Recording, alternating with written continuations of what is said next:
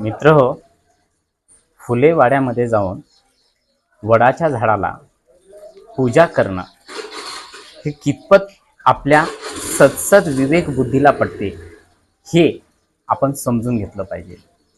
कारण त्याच वडाच्या झाडाखाली महात्मा ज्योतिबा फुले सत्यशोधक समाजाची निर्मिती केली होती आणि माता सावित्री, महात्मा फुले या देशातल्या महिलांना वैज्ञानिक दृष्टिकोन देण्याचं काम त्याच वडाच्या झाडाखाली बसून चर्चा करायचे.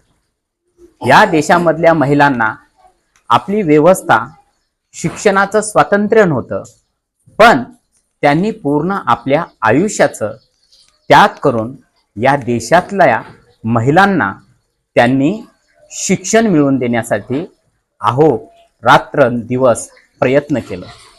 आणि त्याच वडाच्या झाडाखाली जाऊन तुम्ही पूजा करताय. एक लोकप्रतिनिधी या देशामधलं निसर्ग जपण्याचं काम केलं पाहिजे. कारण आज तुम्ही पाहताय या उन्हाळ्यामध्ये एवढं ऊन होतं आणि आज जुलैचा महिना आहे, तरी पण या महिन्यामध्ये पाऊस पाहिजे तेवढं पडत नाही. याचं कारण सर्वांना माहीत आहे. या देशामध्ये झाडांची कत्तली होत आहेत. मग एक लोकप्रतिनिधी झाडाची पूजा करण्यापेक्षा आपण झाडं लावून या निसर्गाचं संगोपन करणं हे आपलं कर्तव्य आहे.